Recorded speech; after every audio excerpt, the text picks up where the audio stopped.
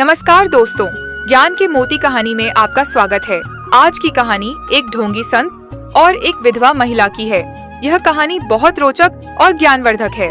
तो चलिए दोस्तों, अब हम कहानी की तरफ बढ़ते हैं। सुरम्य शिखर की तलहटी में स्थित एक छोटे से गांव के पास घने जंगल के बीच एक साधु अपनी तपस्या में लीन था। साधु का नाम स्वामी शरणानंद था। उसने सांसारिक जीवन के मोह माया को त्याग कर अध्यात्म की राह चुनी थी। उसकी सादगी और ज्ञान के कारण गांव वाले उसे बहुत सम्मान देते थे। इसी गांव में एक विधवा महिला रहती थी जिसकी उम्र लगभग 26 वर्ष थी। उसका नाम निर्मला था। निर्मला सुंदर लेकिन साधारण जीवन जीने वाली महिला थी।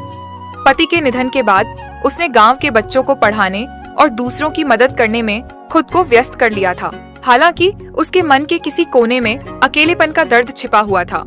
एक दिन निर्मला को अपनी गाय के लिए जड़ी बूटी लाने जंगल जाना पड़ा।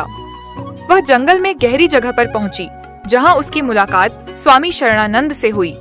वह उनकी सादगी और आंखों में झलकती शांति से प्रभावित हुई। उसने उन्हें प्रणाम किया और उनसे मार्गदर्शन की याचना की। शरणानंद ने निर्मला को कुछ ध्यान विधियां सिखाई और कहा, अकेलापन केवल मन की एक अवस्था है। जब मन शांत होता है तो सारा ब्रह्मांड आपका साथी बन जाता है। समय बीतता गया। निर्मला अक्सर स्वामी जी से मार्गदर्शन लेने आने लगी। दोनों के बीच एक अद्भुत समझ बन गई। धीरे धीरे निर्मला का झुकाव स्वामी जी की ओर बढ़ने लगा। वह उनकी गहराई और करुणा में अपनी खुशी खोजने लगी। स्वामी शरणानंद, जो सांसारिक संबंधों से दूर रहने का प्रण ले चुके थे, ने भी निर्मला के स्नेह को महसूस किया। उनकी आंखों में एक अनकहा भाव उभरता था, लेकिन उनके भीतर एक बड़ा द्वंद्व चल रहा था। निर्मला की स्वामी शरणानंद के प्रति श्रद्धा अब धीरे धीरे एक गहरे भाव में बदल रही थी। वह उनकी हर बात को ध्यान से सुनती और उनका अनुसरण करती। स्वामी शरणानंद को भी निर्मला की सरलता और समर्पण ने कहीं न कहीं प्रभावित किया था, लेकिन वह इस भाव को अपने भीतर दबाए हुए थे। एक दिन जब निर्मला एल में स्वामी जी से मिलने पहुंची, तो उसने हिम्मत करके पूछा, स्वामी जी, क्या त्याग का अर्थ हमेशा अकेले रहना है? क्या प्रेम भी त्याग का एक रूप नहीं हो सकता? स्वामी शरणानंद कुछ क्षण चुप रहे। उनके भीतर यह सवाल गूंजने लगा। उन्होंने कहा, प्रेम और त्याग एक ही सिक्के के दो पहलू हैं। सच्चा प्रेम वही है जिसमें त्याग हो, लेकिन मेरे लिए इस जीवन का उद्देश्य भिन्न है। मैंने संसार की इच्छाओं को पीछे छोड़कर आत्मा की शांति का मार्ग चुना है। निर्मला ने हल्के से मुस्कुराते हुए कहा, शांति का मार्ग कभी कभी किसी के साथ चलने से भी मिल सकता है। अकेलेपन और तप में अंतर होता है। स्वामी जी यह शब्द स्वामी शरणानंद के भीतर गहरे उतर गए। वह इस द्वंद्व में उलझ गए कि क्या उनका मार्ग सही था या निर्मला की बातें एक नई दिशा का संकेत दे रही थीं। कुछ दिनों बाद गांव में अचानक एक बड़ा संकट आ गया। एक बड़ी बाढ़ ने कई घरों को बहा दिया और लोग अपने जीवन को बचाने के लिए संघर्ष कर रहे थे। निर्मला ने दिन रात लोगों की मदद की। उसने अपनी हर चीज दान कर दी और दूसरों के दुख को कम करने में पूरी तरह जुट गई। स्वामी शरणानंद यह सब देख रहे थे। उन्होंने पहली बार महसूस किया कि निर्मला का प्रेम न केवल उनके लिए था, बल्कि पूरे संसार के लिए था। वह खुद से पूछने लगे, क्या प्रेम वास्तव में त्याग से अधिक महान है? क्या मैंने प्रेम को समझने में चूक की है? का प्रकोप बढ़ता जा रहा था। गांव में भोजन, पानी और दवाओं की भारी कमी हो गई थी। निर्मला ने अपनी पूरी शक्ति और समर्पण के साथ लोगों की सहायता की। वह खुद भूखी रहकर भी जरूरतमंदों के लिए खाना जुटा, बीमारों की देखभाल करती और बच्चों को सुरक्षित स्थान पर ले जाती। स्वामी शरणानंद ने निर्मला के इस निस्वार्थ समर्पण को देखा। वह समझ गए कि निर्मला का प्रेम केवल व्यक्तिगत नहीं था, बल्कि यह पूरे संसार के लिए करुणा का प्रतीक था।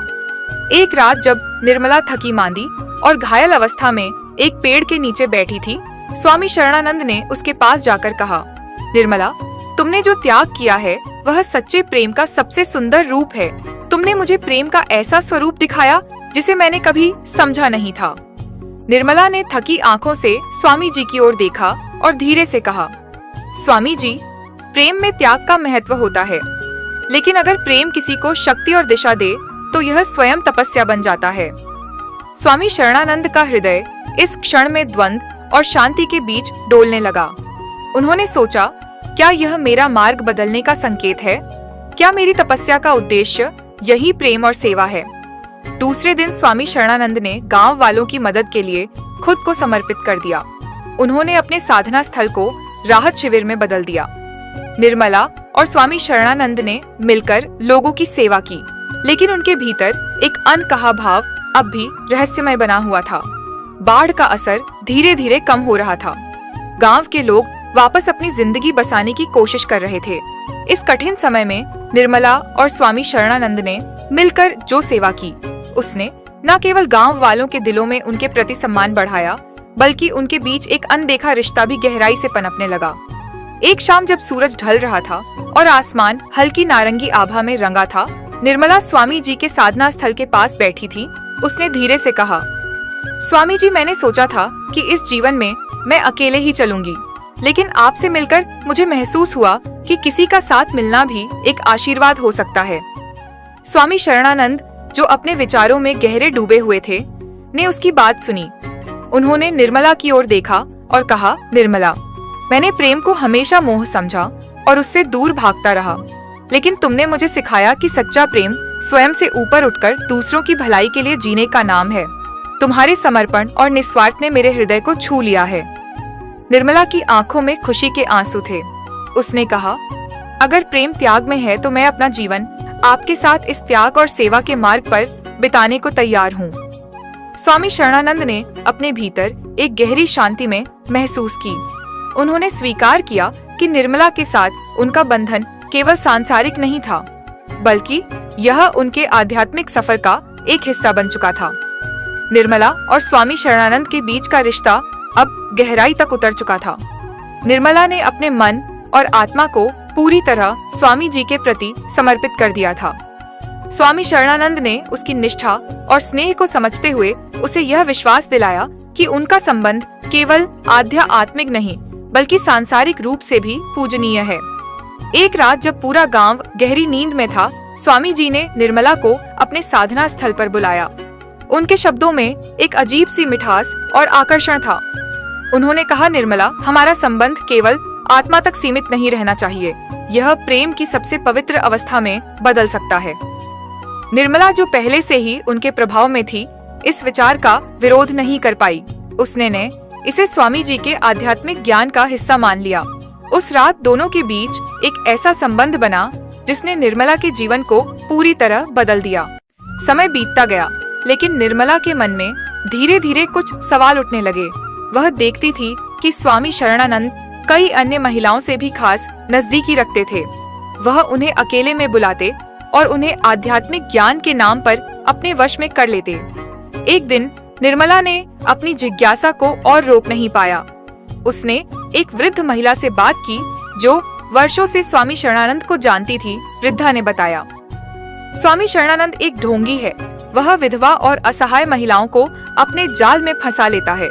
वह उनकी भावनाओं और परिस्थितियों का फायदा उठाकर उन्हें अपना शिकार बनाता है। निर्मला का दिल टूट गया।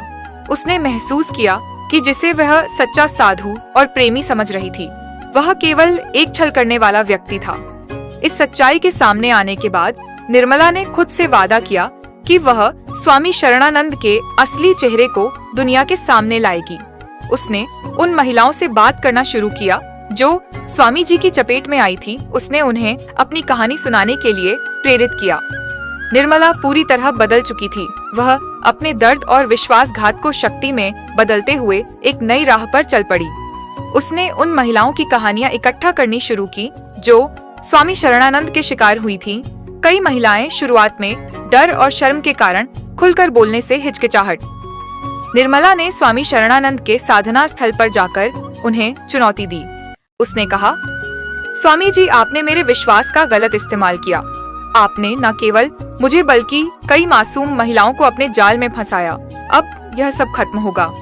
स्वामी शरणानंद थोड़ी देर तक चुप रहे, फिर अपने पुराने अंदाज में मुस्कुराकर बोले, निर्मला, तुम भी उन्हीं महिलाओं में से एक हो जिन्होंने अपनी इच्छाओं को मेरी ओर थोप दिया। मैं केवल एक साधु हूँ जो सबकी मदद करने की कोशिश करता हूँ। लेकिन इस बार निर्मला उनके जाल में नहीं फंसी। उसने दृढ़ता से कहा, यह आपकी आखिरी चाल है स्वामी जी। मैं अब आपकी सच्चाई को हर किसी के सामने उजागर करूंगी। निर्मला ने गांव के मुखिया और कुछ भरोमंद लोगों के सामने सारी सच्चाई रखी। उसने उन महिलाओं को भी लाने की कोशिश की जो स्वामी जी की चालबाजी का शिकार हुई थी। धीरे धीरे पूरा गांव उनकी सच्चाई जानने लगा। लेकिन स्वामी शरणानंद इतनी आसानी से हार मानने वाले नहीं थे। उन्होंने अपने प्रभाव और चालाकी का इस्तेमाल करते हुए यह साबित करने की कोशिश की कि निर्मला झूठ बोल रही है। गांव के कुछ लोग अब भी उनकी तरफ थे, जबकि कुछ निर्मला का समर्थन रहे थे। अब यह लड़ाई केवल निर्मला और स्वामी शरणानंद के बीच की नहीं थी, यह न्याय और अधर्म के बीच का संघर्ष बन चुकी थी। निर्मला ने निर्णय लिया कि वह इस लड़ाई को अंत तक लड़ेगी, चाहे कुछ भी हो। स्वामी शरणानंद, जो पहले केवल निर्मला और कुछ अन्य महिलाओं को अपने प्रभाव में लाकर अपने स्वार्थ की पूर्ति करते थे, अब अपनी योजनाओं को और भी चालाकी से बढ़ा रहा था। उसने धीरे धीरे गांव की सभी महिलाओं को अपने जाल में फंसाना शुरू किया।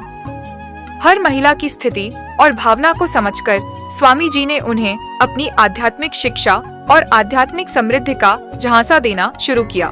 कुछ महिलाएं जो अकेली थीं या जिन्होंने दुख झेले थे, स्वामी शरणानंद की बातों में आकर उसके करीब आई। वह उन्हें अपने ज्ञान से जोड़ने के लिए एक तरह से आध्यात्मिक वचन देता और फिर धीरे धीरे उनके आत्मविश्वास को तोड़ता। स्वामी शरणानंद का तरीका बहुत निपुण था। वह कभी भी अपने इरादों को स्पष्ट रूप से नहीं दिखाता था। वह गांव की महिलाओं को यह विश्वास दिलाता था कि वह उन्हें आध्यात्मिकता के उच्चतम स्तर पर ले जा सकता है। अब अधिकांश महिलाएं उसकी शरण में आ चुकी थीं। वह उन्हें अपनी इच्छाओं का पालन कराने और अपनी परतों में फंसाने के लिए लगातार नए तरीके अपनाता था। निर्मला, जो पहले स्वामी शरणानंद के खिलाफ खड़ी थी, अब खुद को अकेला महसूस कर रही थी। उसने देखा कि गांव की अधिकांश महिलाएं स्वामी जी की बातों में आ चुकी थीं। वह जानती थी कि उसे जल्द ही कुछ करना होगा, क्योंकि अगर स्वामी जी का जाल पूरी तरह फैल गया तो फिर ना उसे और ना ही किसी और को बचाना संभव होगा। एक दिन निर्मला ने एक योजना बनाई। उसने उन कुछ महिलाओं को इकट्ठा किया जो स्वामी शरणानंद के वास्तविक उद्देश्य को समझने लगी थी। निर्मला ने उन्हें यह समझा या कि स्वामी जी का असली उद्देश्य केवल उन्हें अपने स्वार्थ के लिए फंसाना है। निर्मला ने महिलाओं को सचेत किया कि अगर वे एकजुट होकर स्वामी जी के खिलाफ खड़ी हो तो वे उसे उसके जाल से बाहर ला सकती हैं। लेकिन स्वामी शरणानंद का प्रभाव अब इतना गहरा हो चुका था कि कुछ महिलाएं निर्मला के खिलाफ हो गईं और उसे झूठा साबित करने की कोशिश करने लगी। स्वामी जी ने निर्मला को पागल और भ्रमित करार दिया। उन्होंने अपने प्रभाव का पूरा इस्तेमाल करते हुए उन महिलाओं को भी अपने पक्ष में कर लिया। स्वामी शरणानंद की चालाकियां अब और भी गहरी हो गई थीं। वह धीरे धीरे हर एक महिला को अपने जाल में फंसा और उनका विश्वास जीत लेता। हर महिला को वह अलग अलग तरीके से अपनी आकर्षक बातों और आध्यात्मिक ज्ञान के नाम पर अपने पास लाता। वह प्रत्येक महिला को यह एहसास दिलाता कि वह केवल उसका ध्यान रखने के लिए ऐसा कर रहा है और यह सब एक उच्च उद्देश्य के लिए। स्वामी जी उन्हें विश्वास दिलाते कि यह शारीरिक संबंध केवल एक आध्यात्मिक प्रक्रिया का हिस्सा है और उनकी आत्मा की उन्नति के लिए यह आवश्यक है। हालांकि स्वामी शरणानंद का तरीका बहुत ही गुप्त था। महिलाओं को एक दूसरे से कभी इस बारे में बात करने की हिम्मत नहीं हुई। उनके मन में डर और शर्म बैठी हुई थी और वे यह समझने की कोशिश करती थीं कि क्या स्वामी जी का व्यवहार सही था या नहीं। वे यह भी सोचने लगी कि कहीं उनका व्यक्तिगत अनुभव किसी और के अनुभव से अलग तो नहीं है। लेकिन कोई भी महिला अपनी कहानी को दूसरी से साझा नहीं करती थी। स्वामी शरणानंद ने इस मानसिकता का पूरा फायदा उठाया। उसने जानबूझकर महिलाओं को एक दूसरे से दूर रखने की कोशिश की ताकि वे कभी एक दूसरे को सच्चाई ना बता सके। वह हर महिला को विशेष महसूस कराता और यह विश्वास दिलाता कि वह केवल उसके लिए है। इस बीच निर्मला और कुछ महिलाएं जो अब तक स्वामी जी की सच्चाई को समझने लगी थीं, धीरे धीरे एक दूसरे से संपर्क करने लगी। निर्मला ने उन्हें यह समझाना शुरू किया कि स्वामी शरणानंद ने सभी को भ्रमित कर रखा है और उसका असली उद्देश्य केवल अपनी शक्ति बढ़ाना है। लेकिन स्वामी शरणानंद, जो अपनी योजनाओं में बेहद निपुण था, जल्द ही यह समझ गया कि कुछ महिलाएं उसके खिलाफ साजिश कर रही हैं। उसने उन्हें डराने और धमकाने की कोशिश की ताकि वे निर्मला के साथ मिलकर उसकी सच्चाई को उजागर ना कर सके। अब निर्मला ने ठान लिया था कि वह स्वामी शरणानंद की सच्चाई को सबके सामने लाएगी। धीरे धीरे गांव की औरतें भी स्वामी जी की असलियत को समझने लगी थी। एक दिन कुछ महिलाओं ने एक दूसरे से अपनी सच्चाई साझा की। वे जान गई कि स्वामी जी ने सभी के साथ समान तरीके से व्यवहार किया है और उनके विश्वास का गलत इस्तेमाल किया है। इन महिलाओं ने धीरे धीरे मिलकर निर्मला की मदद से स्वामी शरणानंद के खिलाफ आवाज उठानी शुरू की। उन्होंने अपनी परेशानियों और डर को एक साथ साझा किया और यह महसूस किया कि उनके भीतर एक शक्ति है जो स्वामी जी के खिलाफ खड़ा होने में उनकी मदद कर सकती है। स्वामी शरणानंद, जो अब तक अपने प्रभाव और चालाकी से सभी को नियंत्रित कर चुका था, अब अचानक खुद को गिरता हुआ महसूस करने लगा। वह देख रहा था कि महिलाएं एक साथ आ रही हैं और उसकी असलियत का खुलासा करने के लिए तैयार हैं। यह सब उसे पूरी तरह से चौंका गया और वह घबरा गया। स्वामी शरणानंद ने अपनी चालाकियां को और बढ़ाने की कोशिश की, लेकिन अब महिलाएं उसे अच्छी तरह समझने लगी थी। उन्होंने मिलकर गांव के प्रमुख और अन्य प्रभावशाली व्यक्तियों से संपर्क किया और स्वामी जी की सच्चाई का खुलासा किया। गांव में टहलका मच गया। स्वामी शरणानंद को अब जवाब देना पड़ा। गांव के लोग, जो पहले उसे एक आदर्श और सच्चे साधु के रूप में मानते थे, अब उसके खिलाफ खड़े हो गए थे। निर्मला ने इस लड़ाई में महिलाओं का मार्गदर्शन किया। सभी महिलाओं ने एकजुट होकर स्वामी जी के कृत्यों की सच्चाई को गांव के प्रमुखों और पंचायत के सामने रखा। स्वामी शरणानंद ने अपनी स्थिति को बचाने के लिए पुरानी चालाकियां अपनाने की कोशिश की। वह दावा करने लगा कि वह एक योगी है और उसका उद्देश्य केवल आध्यात्मिक नति है, लेकिन अब उसकी बातें किसी पर भी प्रभाव नहीं डाल रही थी। गांव के प्रमुख और अन्य लोग, जो पहले स्वामी शरणानंद की ओर झुके हुए थे, अब उसे दोषी मानने लगे। कई महिलाएं, जिन्होंने पहले उसकी बातों में आकर उसकी गलतियों को नजरअंदाज किया था, अब उसके खिलाफ खड़ी हो गई। उन्होंने स्वीकार किया कि स्वामी शरणानंद ने उनके साथ गलत किया था। स्वामी शरणानंद का प्रभाव अब पूरी तरह टूट चुका था। उसकी सच्चाई सामने आने के बाद न केवल गांव के लोग, बल्कि दूर दराज के इलाकों से भी लोग उसकी असलियत को जानने के लिए आए। महिलाओं ने अपने अनुभवों और गवाहों के आधार पर स्वामी शरणानंद के खिलाफ कानूनी कार्रवाई की मांग की। निर्मला और अन्य महिलाओं ने मिलकर यह सुनिश्चित किया कि भविष्य में कोई भी महिला इस तरह के शोषण का शिकार ना हो। गांव में धीरे धीरे बदलाव आने लगा। महिलाओं को अब अपनी आवाज उठाने का साहस मिला और वे अपनी स्थिति को बेहतर बनाने के लिए एकजुट हो रही थी। स्वामी शरणानंद की सत्ता अब पूरी तरह खत्म हो चुकी थी और गांव में शांति और न्याय का नया दौर शुरू हुआ। स्वामी शरणानंद, जो अब पूरी तरह बेनकाब हो चुका था, ने महसूस किया कि अब उसके पास कोई रास्ता नहीं बचा। गांव में उसकी सच्चाई सामने आ चुकी थी और उसकी हालत बेहद खराब हो गई थी। उसने खुद को गिरा हुआ महसूस किया और तय किया कि उसे यह जगह छोड़नी होगी। रात के अंधेरे में बिना किसी को बताए वह गांव से भाग खड़ा हुआ। स्वामी शरणानंद अब एक नए ठिकाने की तलाश में था।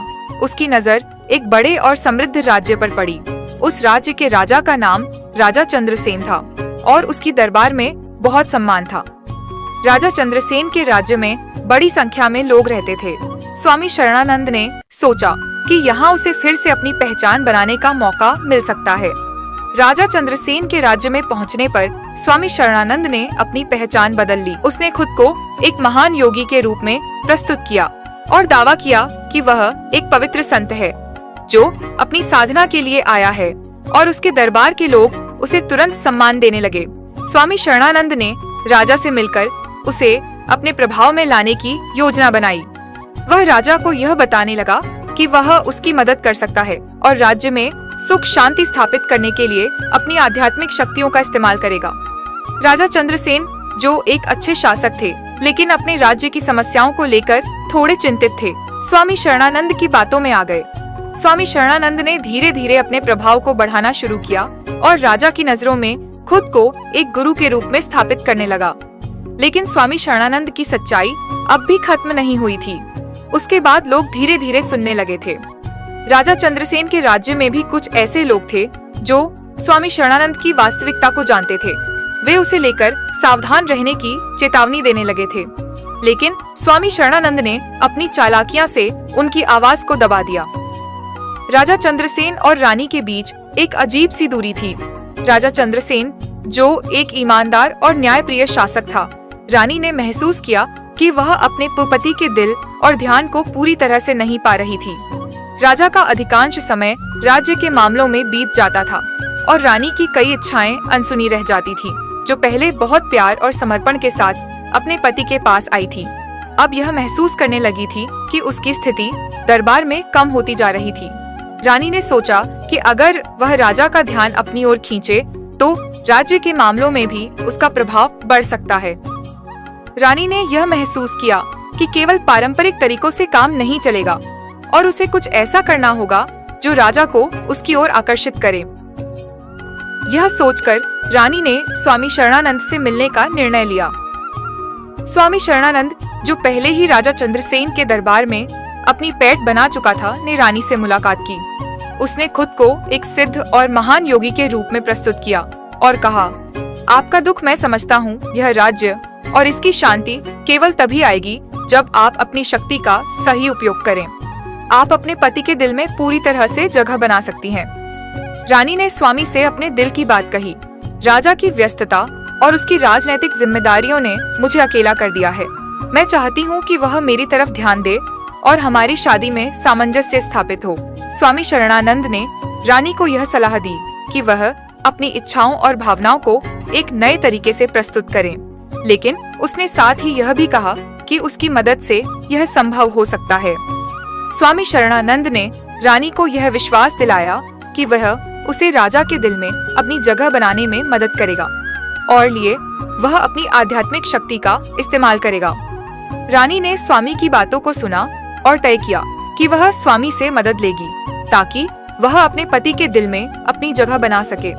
लेकिन रानी को यह नहीं पता था कि स्वामी शरणानंद अपनी चालों से न केवल उसे बल्कि राजा को भी अपनी ओर आकर्षित करने की योजना बना रहा था। स्वामी शरणानंद ने रानी की कमजोरियों और इच्छाओं को अच्छी तरह समझ लिया था। उसने देखा कि रानी के दिल में गहरी तन्हाई और प्रेम की कमी है जिसे वह पूरा करना चाहती थी। रानी की यह भावना स्वामी के लिए एक अवसर बन गई थी।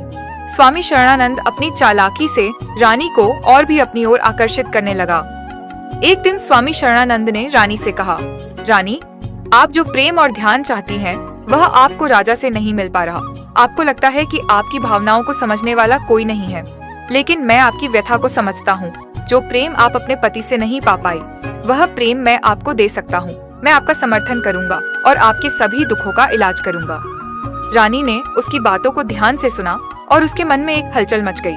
स्वामी शरणानंद ने उसे यह विश्वास दिलाया कि वह उसे न केवल राजा के मुकाबले अधिक प्रेम और सम्मान दे सकता है, बल्कि उसे अपना आत्मिक और मानसिक संतुलन भी पुनः प्राप्त करने में मदद करेगा। स्वामी की बातों में ऐसा कुछ था जो रानी को आकर्षित करता था। धीरे धीरे रानी ने स्वामी शरणानंद को अपनी आत्मिक उलझनों को सुलझाने के लिए सहारा मान लिया। स्वामी शरणानंद ने रानी को यह समझाया कि राजा के प्यार के लिए उसे कुछ ज्यादा करने की जरूरत नहीं है। वह खुद ही एक शक्तिशाली महिला बन सकती है और उसके जीवन में वही प्रेम होगा जिसे वह ढूंढ रही थी। स्वामी ने यह भी दावा किया कि यह प्रेम एक आध्यात्मिक प्रक्रिया का हिस्सा है और उसे इसका पालन करना चाहिए। रानी, जो अब पूरी तरह से स्वामी की बातों में उलझ चुकी थी, धीरे धीरे उसकी गिरफ्त में आ गई। स्वामी ने उसे यह एहसास दिलाया कि राजा के पास समय नहीं है, लेकिन वह हमेशा उसकी मदद करने के लिए मौजूद रहेगा। इस तरह से स्वामी शरणानंद ने रानी को अपनी तरफ खींच लिया और दोनों के बीच एक नया संबंध बन गया। राजा चंद्रसेन, जो अपनी पत्नी रानी के बदलते व्यवहार और स्वामी शरणानंद के प्रभाव को लेकर पहले ही कुछ संकोच में थे, राजा चंद्रसेन अब पूरी तरह से जाग चुका था। वह यह महसूस करने लगा था कि रानी और स्वामी शरणानंद के बीच कुछ गड़बड़ हो सकता है। रानी और स्वामी शरणानंद के बीच बढ़ते रिश्ते को देखकर राजा के मन में शंका उत्पन्न हुई। उसने तय किया कि वह इस मामले का पूरी तरह से पता लगाएगा। एक रात जब रानी और स्वामी शरणानंद अचानक महल से गायब हो गए, राजा ने अपनी खुफिया जानकारी जुटाने शुरू की। उसे पता चला कि रानी और स्वामी शरणानंद दोनों जंगल की ओर भाग गए थे। यह सुनकर राजा को गहरा झटका लगा। उसे यकीन नहीं हो रहा था कि उसकी पत्नी थी, जिसे वह पूरी तरह से विश्वास करता था, ने उसे धोखा दिया था। राजा चंद्रसेन, जो अब बहुत गुस्से में था, जंगल की ओर निकल पड़ा। उसके साथ कुछ निष्ठावान सैनिक भी थे। राजा चंद्रसेन स्वामी और रानी के पीछे चलता गया। रास्ते में उसने कई सवाल किए, लेकिन उसके मन में सबसे बड़ा सवाल यही था, क्या रानी सचमुच स्वामी शरणानंद के प्रभाव में आ गई थी या फिर उसने जानबूझकर इस रास्ते का चुनाव किया था। जंगल में पहुंचने के बाद राजा चंद्रसेन ने अपनी पत्नी और स्वामी शरणानंद को देखा। वे दोनों एक जगह बैठे थे और रानी के चेहरे पर एक अजीब सा आत्मविश्वास था जो पहले कभी नहीं था। स्वामी शरणानंद, जो अब राजा को देख चुका था, ने खुद को पूरी तरह से नियंत्रित किया और कहा, राजा चंद्रसेन, आप हमसे बहुत दूर हैं।